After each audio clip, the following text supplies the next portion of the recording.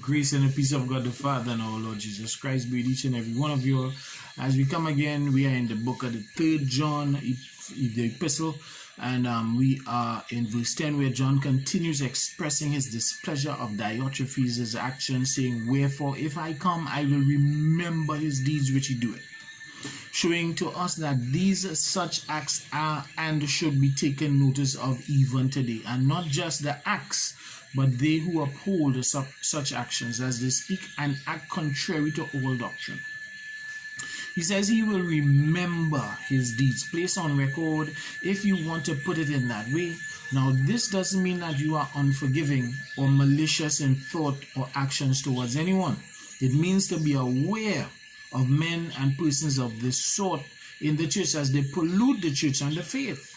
John says that Diotrephes was prating against us with malicious words.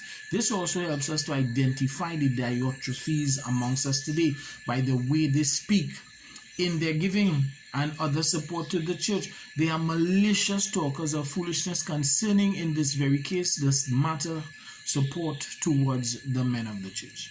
And with that being said, I am sure that you can pinpoint a few Diotrephes even right now, whom you know, prating about why not to give the support of the church. And this, as John says, is a malicious act towards the church of Christ. Sometimes they are even in the church calling themselves believers. It is true that there are many in the church who believe they should not support. You know it's true, they never stretch out their hand to give, and this, as John said, is a malicious act against the church who is Christ. So take note of them and be aware of the foolishness they speak, and do not lend the ear or join with them in any way, as you would be aligning yourself with maliciousness. John says that Diotrephes shows no contentment.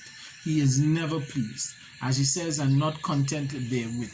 Always expressing dissatisfaction to create discord, he will criticize those who are obedient, but as John says, neither does he himself receive the brethren, and forbids them that would. So he criticizes and complains.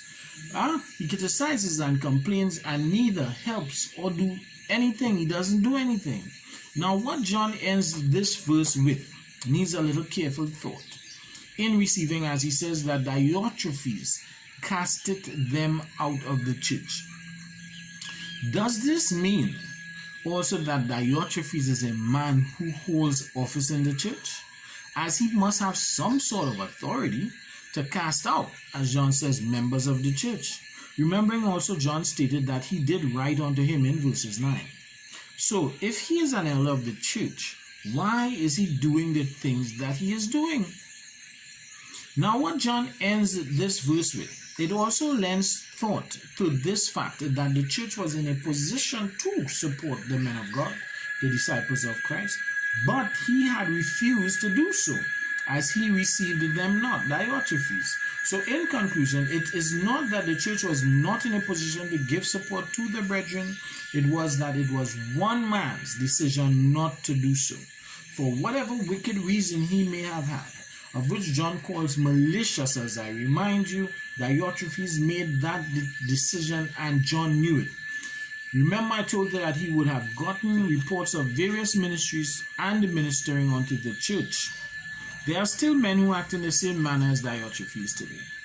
Men in position in the church who hold positions in authority, who are in fact acting maliciously towards the disciples of Christ, doing what they want for wicked reasons as it goes against the commandments of our Lord. If you are aware of such men and occurrences, you should not be a part of them, as you see clearly how it aligns with wickedness which is not of God. It is deemed and determined as malicious actions. The workers of the church need to be supported by the ministry. In verse 11, John advises us believers as he says, "Beloved, follow not that which is evil, but that which is good." In other words, do not follow the Diotrephes and withholding, being wicked to the genuine workers of the church. Follow Gaius in his receiving and support, as this is commendable and will be rewarded by God. Do not be an upholder of wicked acts within the church, as we see this is not happening outside, it is taking place within. Apply what John said in every area of your life. Follow not that which is evil from today, beloved, but that which is good. In all that you do, driving on your job, in your homes, in your day-to-day affairs, in your thoughts, every deed and action, and in and for the church, do that which is good. God will bless you. This is Pastor Solomon De La Rosa in God's grace.